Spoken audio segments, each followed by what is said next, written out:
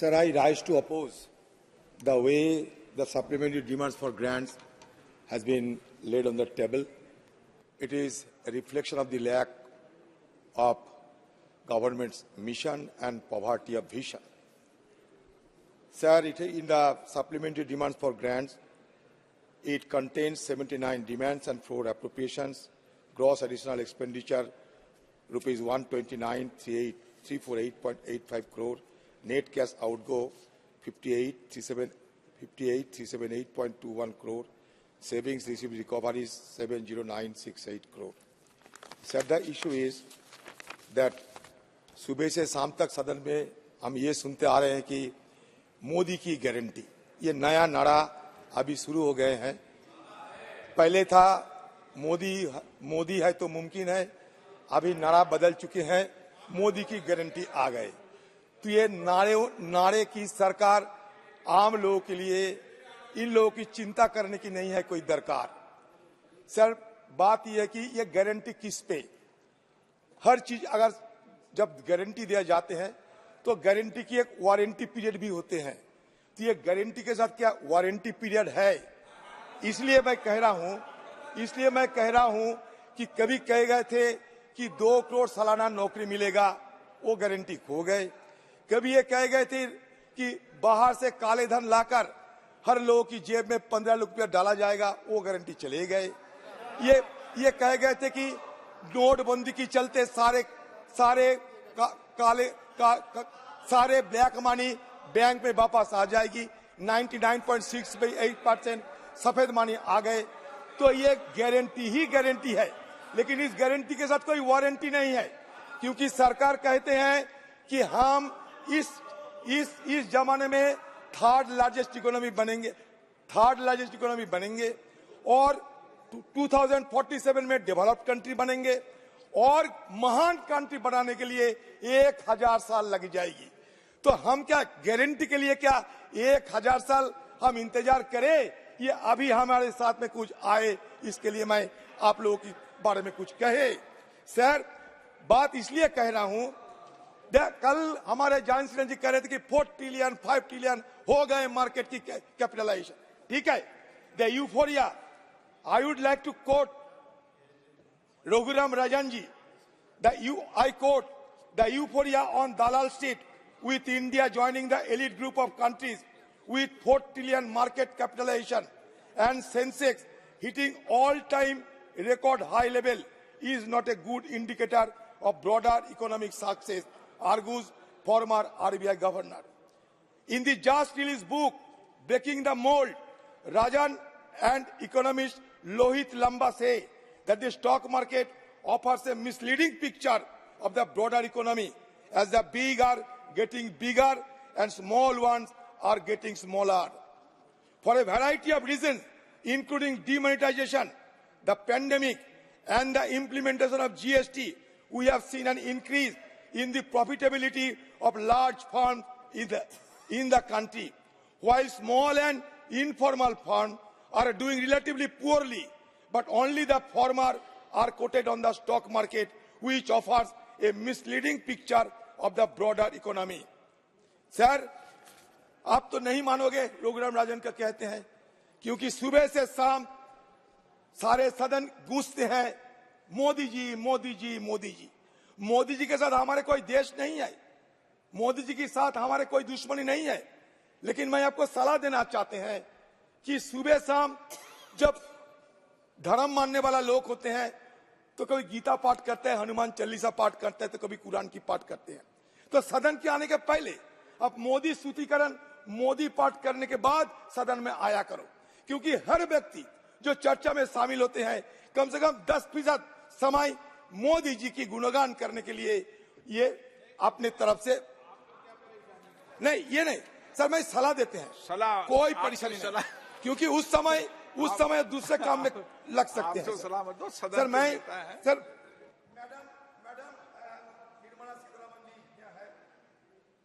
I would like to draw your attention on a very pertinent issue. One of the main aims of awarding contracts to the MSME sector through the MSME portal is to ostensibly to promote small enterprises for bringing about transparency in tendering process and to meet the ends of Atmanirbhar Bharat. As per the system currently being followed, small enterprises which bid for and secure contracts through the GEM portal have to pay a fee of 0.5% of the contracted amount. Thus, a person or an enterprise who secures a contract of say rupees 10 crore will have to immediately pay up a fee of rupees 10 lakhs. This amount of fee, you must appreciate, is substantial for a small enterprise and would only eat up the capital of the small entrepreneur or the firm.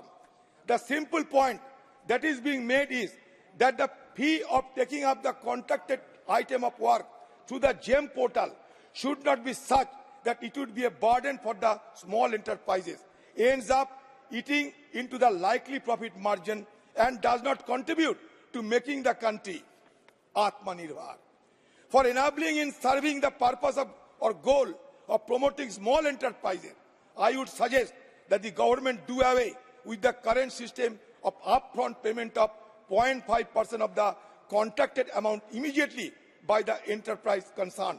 Instead, a more viable and objective method of charging fees for the contracted amount on the portal could be introduced by way of having a graded or slab-wise system of fees prescribed starting from a contract amount of rupees 50 crore. A slab-wise system of the fee prescribed for contracted amounts of rupees 50 crore and above will go a long way in helping the small enterprises and entrepreneurs by saving on their capital and improving their profit margin. Madam, मैं इसलिए कह रहा हूं कि 200 करोड़ से ज्यादा अगर कोई एंटरप्रेन्योर होते हो, जीएम पोर्टल में उनको शामिल होने की जरूरत नहीं। मतलब सबसे ज्यादा असर एमएसएमई सेक्टर में होते हैं।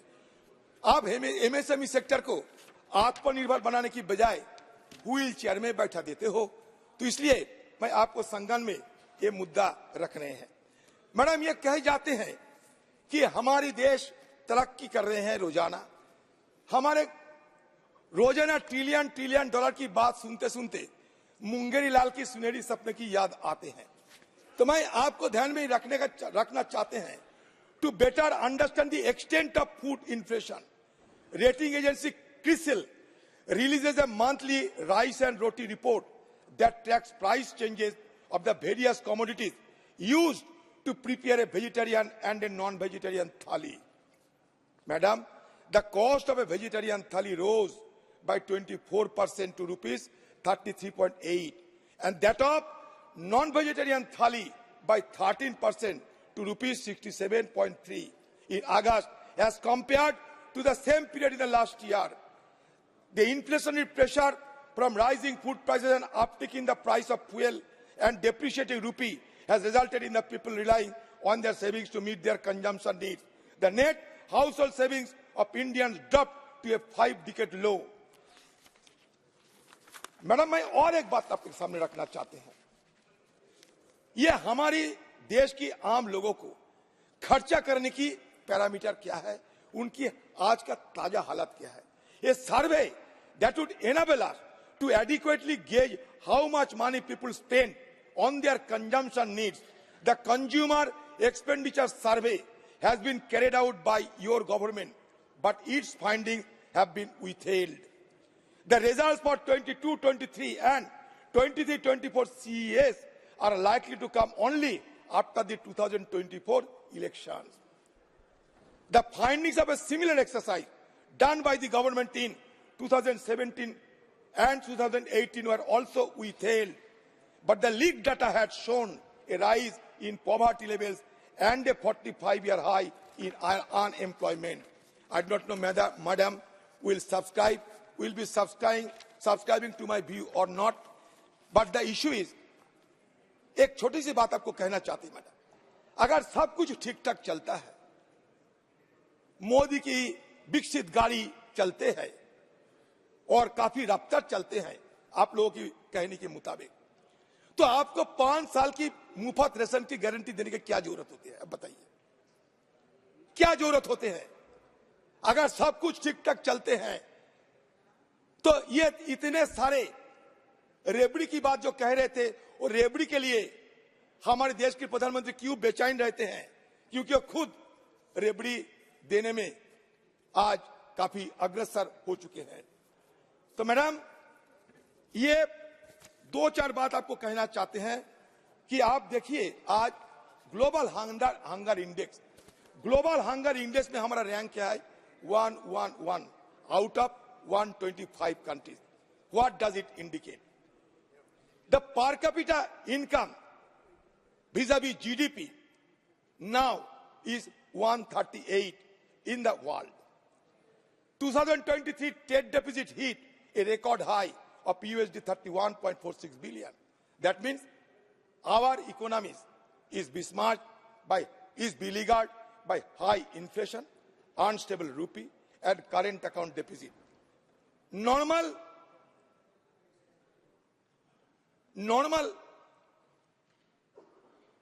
GDP हमारा फिफ्थ, PPP में थर्ड, मैं मानता हूं, लेकिन हमारा देश की पर कैपिटा इनकम आप देखिए नॉमिनल में 2612, जब PPP होते हैं 9183 होते हैं। तो इसलिए मैं ये कहना चाहते हैं कि आम लोगों को गुमराह करना कोई सरकार की काम नहीं हो सकता। तो इसलिए सरकार इससे बाज रहे। रोजाना लोगों को GDP की कहानी सुनाए जाते हैं, लेकिन लोगों की जेब की हालत क्या है, लोगों की घर की हालत क्या है, लोगों की पेट पालने के लिए क्या क्या करना पड़ते हैं, इसके लिए आपको सही कोई दिशा दिखाने में आप विफल रही है। आप कहते हैं कि हमारा economy fifth largest in the world हो गए और थर्ड लार्जेस्ट होने जा रहे हैं, लेकिन आप गौर करें madam, India's GDP data has huge errors. Since 2016-17, when demonetization was announced, the unorganized sector has been on the decline, but the official data does not capture it. The organized sector is taken to be a proxy of the non-agriculture unorganized sector. आपने क्या किया? Crony capitalism को मदद किया, और crony capitalism की मदद के चलते हमारा देश से अभी पलायन होते जा रहे हैं। मैं आपसे पूछना चाहते हैं मैडम, सही ढंग से अगर जवाब आप दोगे तो, ये क्रोनी कैपिटलिज्म के लिए flight of entrepreneurs, flight of capital हमारा देश में शुरू हो चुके हैं। The resulting damage to the business environment has led to tens of thousands of high net worth Indians leaving India since 2014 and lakhs have given up Indian citizenship recently. सही है नहीं, आप बताइए। आपसे मैं जानकारी लेना चाहते हैं कि फ्लाइट ऑफ कैपिटल होता है या नहीं, और हमारा देश में multi dimensional poverty, NITI Aayog का कहना है कि मल्टी डायमेंशनल पॉवर्टी अभी 4.96% हो गए। Recently released multi dimensional poverty index by UNDP put the figure at 16.4%. ये क्या दर्शाता है? हम जो भी बात करें, there is a seamy side behind all the hue and cry, behind all the high octane propaganda by this government. अपने ये सप्लीमेंट्री डिमांड फॉर ग्रांट्स लाए, इसमें एग्रीकल्चर, इसमें केमिकल एंड फर्टिलाइजर कंपनी को, और इसमें सब्सिडी आप न्यूटन बेस्ड सब्सिडी देने को कह रहे हैं। आपको इतना दिन तक याद नहीं है, लेकिन अभी government DFG probably underestimate the actual cost of the subsidy to the exchequer. मैं ये कहना चाहते हैं कि हमारे प्रधानमंत्री जी, ये सरकार ऑर्गेनिक फर्टिलाइजर और बायोकेमिकल फर्टिलाइजर की बात करते हैं। आप सालाना फर्टिलाइजर में सब्सिडी लगभग 1,75,000 करोड़ दे रहे हैं। उसमें हमारा ऑर्गेनिक और फर्टिलाइजर की हिस्सा क्या है? हमारे ऑर्गेनिक और फर्टिलाइजर की हिस्सा क्या है? हमारे जमीन खराब होते जा रहे हैं, हमारे जमीन में माइक्रोन्यूट्रिएंट, मैक्रोन्यूट्रिएंट ये खत्म होते जा रहे हैं। इसलिए ऑर्गेनिक और बायो फर्टिलाइजर की जरूरत है। लेकिन बाजार में ये जो ऑर्गेनिक और बायो फर्टिलाइजर मिलते हैं, वो ज्यादा से ज्यादा नकली, फर्जी मिलते हैं, लेबोरेटरी नहीं है। आप बताइए, आपकी सब्सिडी में ऑर्गेनिक और बायो फर्टिलाइजर के लिए कितना हिस्सा रखे गए हैं। मैं आपको सलाह देना चाहता हूं कि आप ग्रीन हाइड्रोजन की इस्तेमाल करो, आप ग्रीन अमोनिया की इस्तेमाल करो। इसमें आपको फूड सिक्योरिटी बढ़ेगी, आपको एनवायरमेंट के लिए, एनवायरमेंट डिजास्टर के ऊपर इसका असर होगी और आपके लिए ये बढ़िया काम बनने की संभावना लाएगी। सर, इसलिए मैं ये कहना चाहते हैं सर, हो गया सर, इसलिए मैं ये कहना चाहते हैं सर कि ये क्रोनिक कैपिटलिज्म की असर क्या होते हैं मैं दिखाना चाहते हैं सर। ये क्रोनिक कैपिटलिज्म क्या करते हैं? Cronyism weakens economic administration and leads to the persistence of black income generation. A decline in the black economy would have led to India's tax GDP ratio to rise. It has remained at about 16 to 17% in the last 10 years. Direct taxes as percentage of GDP has hovered at about 5.5 to 6%.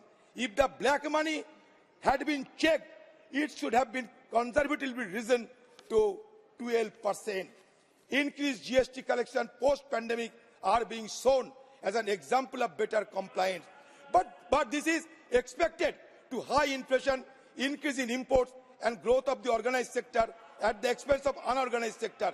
A large number of fake companies to claim input credits are being detected every month, and official evasion is running into tens of thousands of crores. So, sir, मैं ये कहना चाहते हैं, जो बात बाहर कहे जाते हैं, अंदर से उनका काफी फर्क निकलते आते हैं। तो इसलिए मैं और एक सलाह देना चाहते हैं कि आप अगर मुफ्त में रेशन देना चाहते हैं तो इसके लिए आपको कौन सा सेंसस आप अपनाते हो? आप पुराने सेंसस अपनाते हो, 2013 की सेंसस अपनाते हो, लेकिन आज 2023 साल हो चुके हैं। तो मतलब पिछले 10 सालों से जो गरीब लोग मुफ्त रेशन से वंचित रह गए, लेकिन आप कुछ नहीं कदम उठाते हो।